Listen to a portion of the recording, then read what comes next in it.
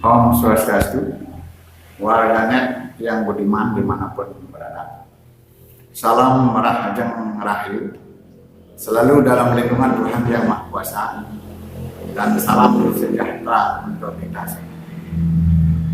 Warganet yang berbahagia, kali ini saya akan melanjutkan kembali membacakan tentang bab dalam kerajaan di Jawa sampai dengan kerajaan Majapahit. Warganet yang berbahagia, seperti yang saya sudah uraikan sebelumnya, bahwa antara keturunan warga Pasak Sanak Saptersi dan warga Satria Dalam adalah berasal dari saudara Pancatirta. Jadi berasal dari Pancatirta, yang warga Pasak Sanak Saptersi berasal dari Empu Genijaya. Empu Genijaya, beliau seorang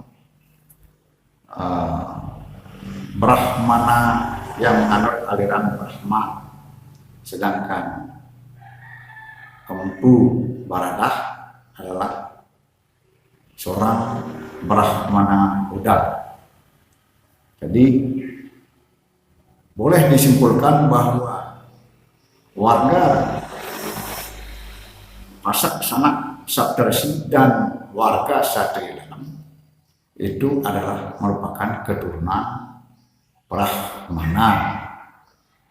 Jadi warganet yang berbahagia, saya akan lanjutkan membacakan kerajaan di Jawa sampai kerajaan Majapahit. Menceritakan perjalanan penduduk Bali, termasuk perjalanan keturunan Kesatria Dalam atau keturunan Ide Dalam Sri Aji Kresna Kepakisan di Bali.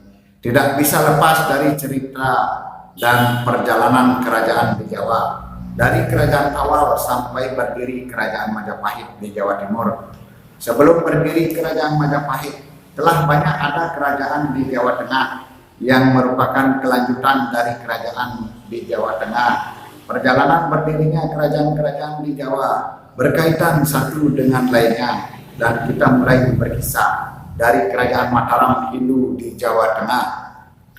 Pada tahun 732 Masehi, di Jawa Tengah berdiri kerajaan Mataram Hindu, diperintah oleh keturunan Sanjaya yang beragama Hindu Siwa.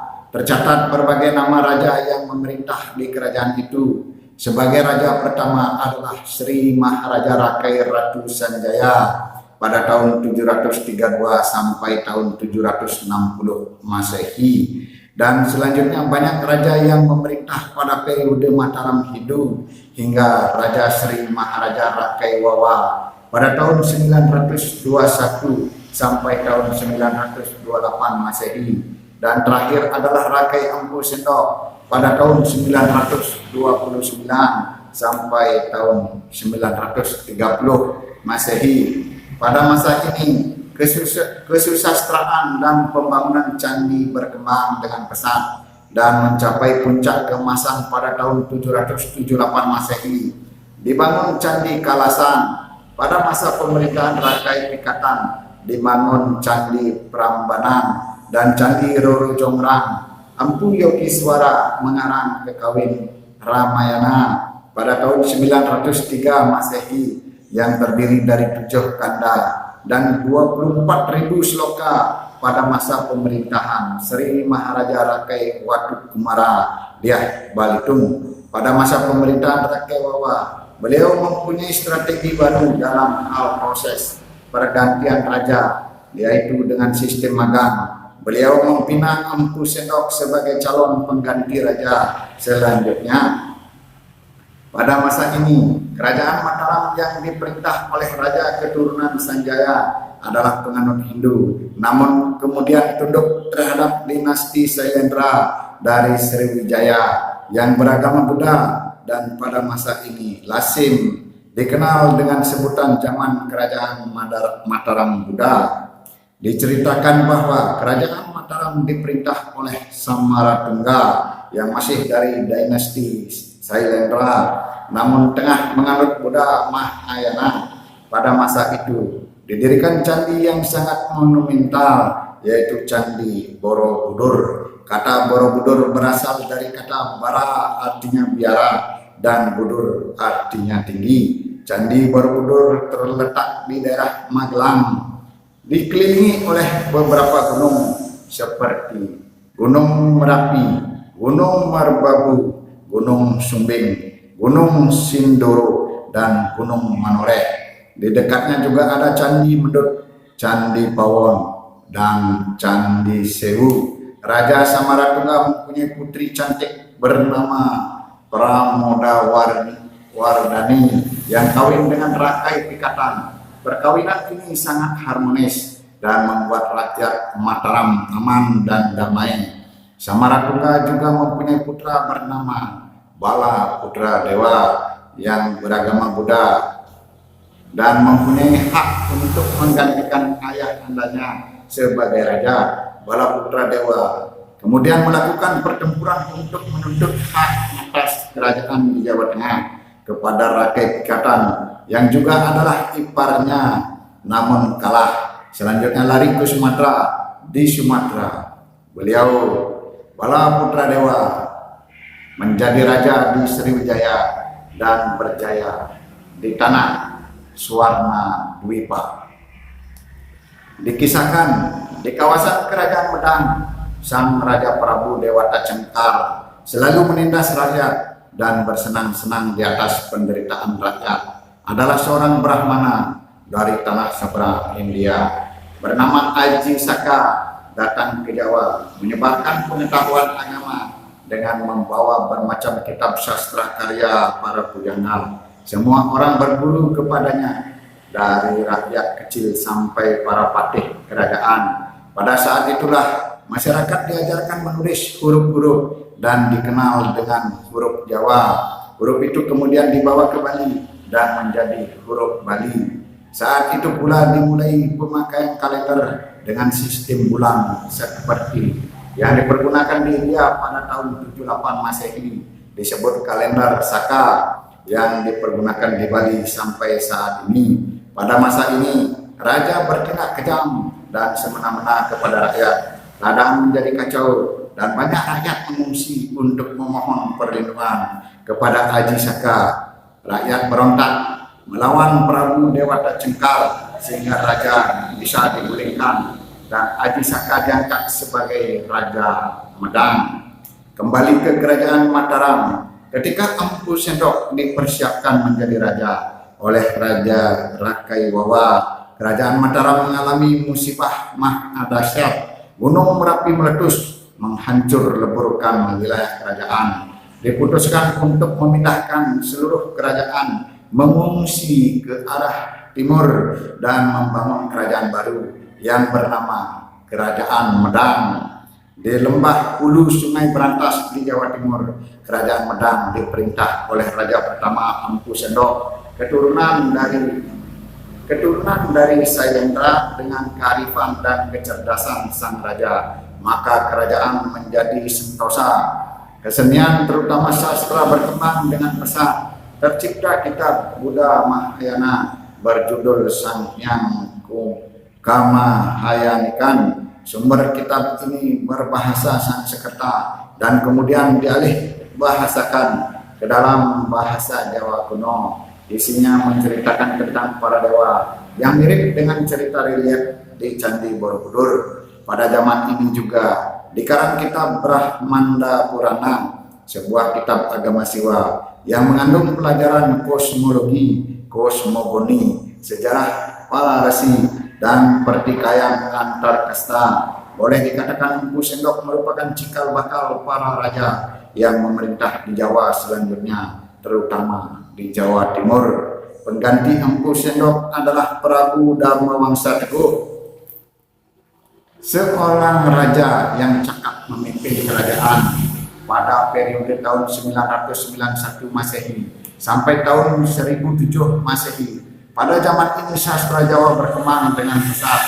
Sebagai bukti adalah terbitnya berbagai karya sastra seperti Serat Mahabharata, Uttara Kanda Adiparwa, Sabha Parwa, Wirata Parwa, Udaga Parwa, Bhisma Parwa, Asrama Warsa Parwa, Mosala Parwa, Prastanika Parwa, Swarga Rohana Parwa, dan Kunjara Karna yang merupakan cerita cabang dari epos Mahabharata.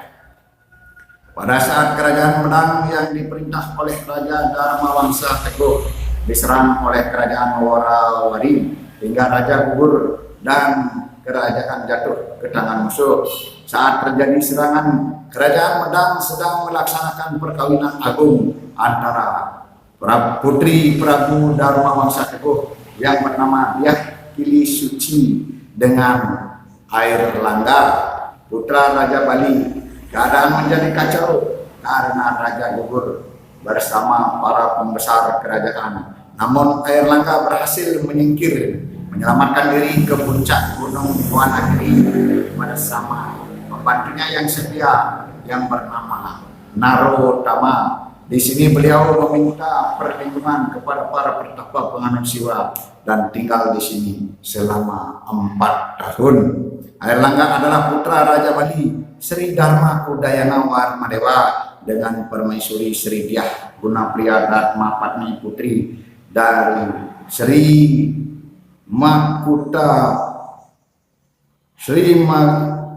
Makumadewa, mempunyai 3 orang putra putri. Putra sulung bernama Air Langga yang diambil sebagai menantu oleh Raja Medang Sri Marakata, dan putra bungsu bernama Sri Walaprabu alias anak bungsu yang kemudian menjadi Raja Bali menggantikan ayahanda. Setelah kerajaan Medang jatuh, keadaan di Jawa Timur menjadi kacau. Para pemegang kekuasaan lokal saling bertempur untuk merebut kekuasaan tertinggi.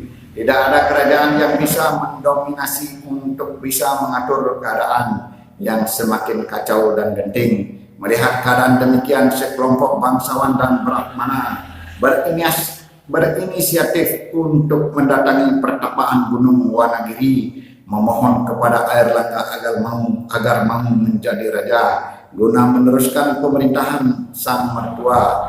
Keturunan Dharma Wangsa, Air Langga adalah cucu Makuta Wangsa karena ibu Air Langga dari putri dari Makuta Wangsa, sedangkan Makuta Wangsa adalah cucu dari Empu Sendok. Jadi Air Langga masih keturunan istana dari pihak ibu, sehingga masih mempunyai hak untuk mewarisi kerajaan dan memerintah di Jawa Timur.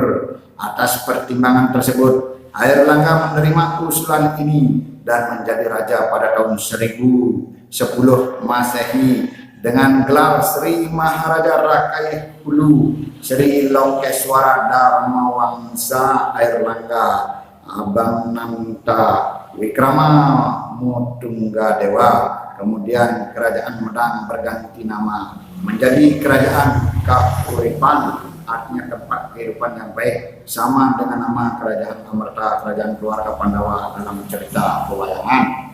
Kerajaan Kahuripan dengan Raja Air Langga berlokasi di tepi Sungai Berantas dengan ibu kotanya di Kahuripan.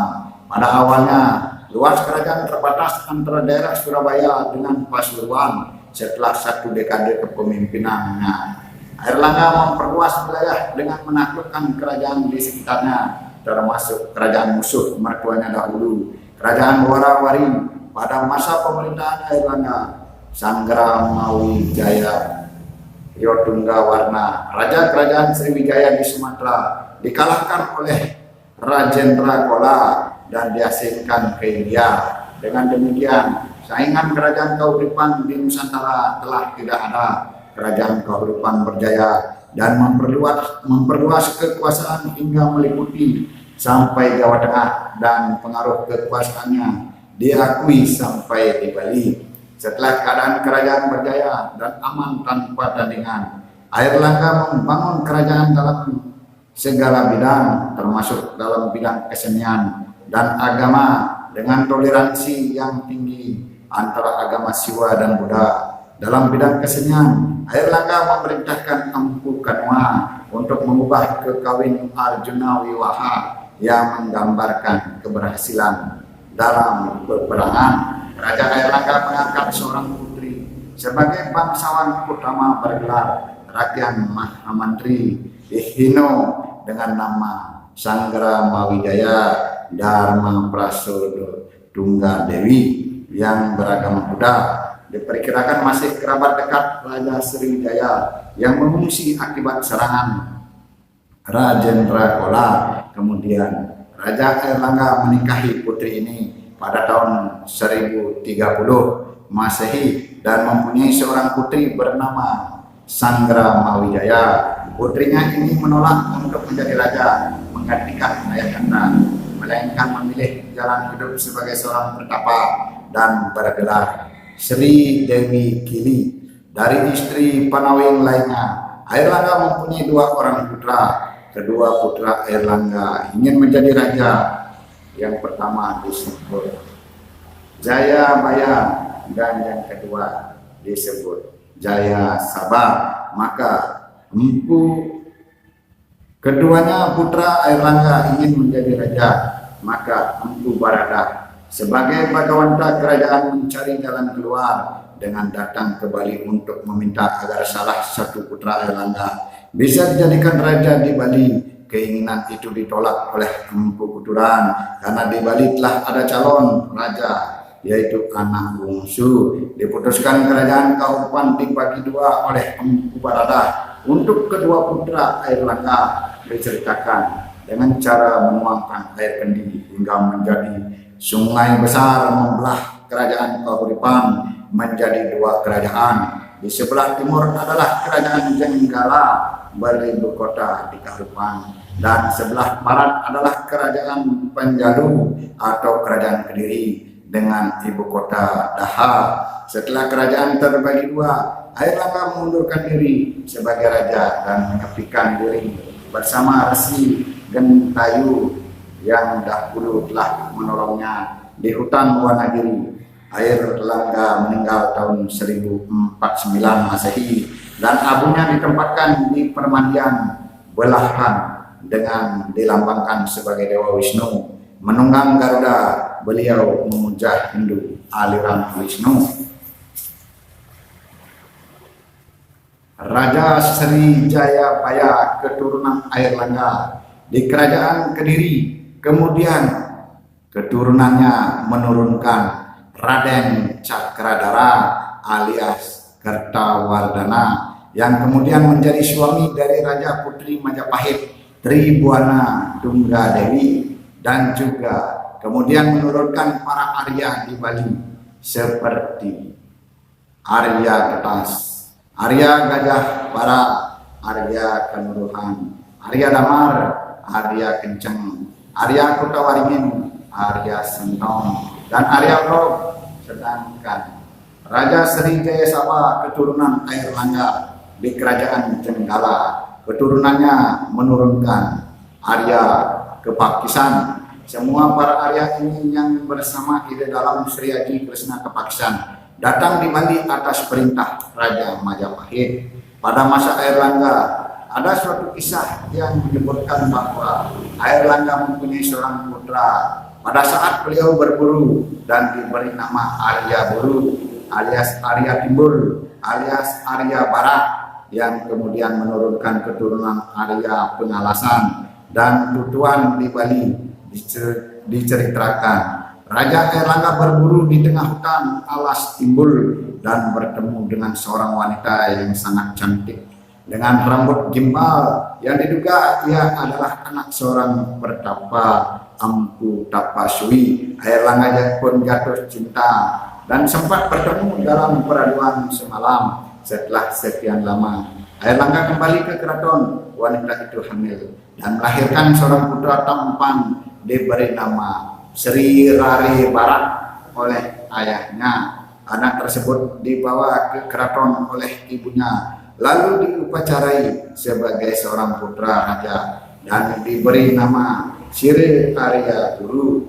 oleh karena hasil asmara saat berburu di hutan. Setelah dewasa, ia dikirim ke Bali dengan 200 laskar pengiring dan tinggal di Bukit Dieng Buluh di Desa Gunaksa, Klungkung. Hingga saat ini, kedatangannya ini dikatakan pada zaman pemerintahan Raja Marakata, putra dari Raja Sri Dharma Udayana pada tahun 1040 Masehi dan diangkat sebagai pejabat kerajaan Arya Buru di Dieng Buluh. Mempunyai putra yang sulung bernama Arya Pengalasan yang menjadi pejabat kerajaan sebagai senopati pada pemerintahan anak bungsu bergelar Senopati Arya Buru Pengalasan dan tinggal di Bedulu, dan putra kedua bernama Arya Buru tetap tinggal di Dieng Buluh. Arya Buru kemudian menikah dengan putri dari seorang Arya dan mempunyai seorang putri bernama Ni Gusti Ayu Gunaksa, yang kemudian menikah dengan seorang pemuda keturunan Pasak dengan status yang tanah.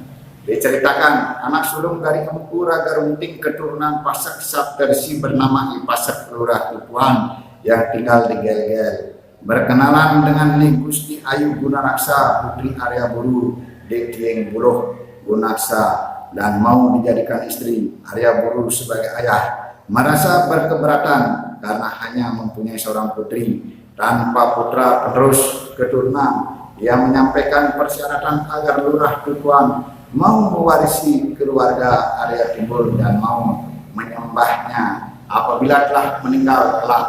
Persyaratan ini disepakati dan terjadilah pernikahan kedua pasangan yang berbeda keturunan setelah sekian lama menjalani masa perkawinan. Arya Buru meninggal dunia. Dilaksanakan upacara pitrayanya untuk sang mertua yang banyak dihadiri oleh kerabat dari kedua belah pihak. Pada saat persembahyangan untuk menyembah Pitara, Lurah Tupuan merasa ragu. Ia merasa takut akan janji atau sumpahnya dahulu dan juga takut apabila diketahui menyembah sang mertua oleh keluarganya. Karena itu, Lurah Tupuan menyembah dari sebelah barat Balai Bujur agar tidak terlihat oleh sanak saudara lainnya. Pada saat Lurah Tupuan menyembah almarhum dari tempat yang tidak terlihat, secara tiba-tiba balai tersebut pecah menjadi dua sehingga semua orang yang hadir melihat bahwa Lurah Tupuan menyembah mertuanya. Dengan kejadian ini semua keluarga tidak lagi mengakui Lurah Tupuan sebagai keluarga Pasak, melainkan telah masuk ke keluarga Arya Buru, menjadi keturunan I Gusti Tupuan Arya Buru yang sekarang banyak tinggal di Gunaksa, Besang, Klungkung, Karangasem, Pejeng, dan daerah lainnya. Demikian legenda Bali Pedak, Bali yang putus menjadi dua yang diwariskan saat ini. Demikian dulu. Saya lanjutkan.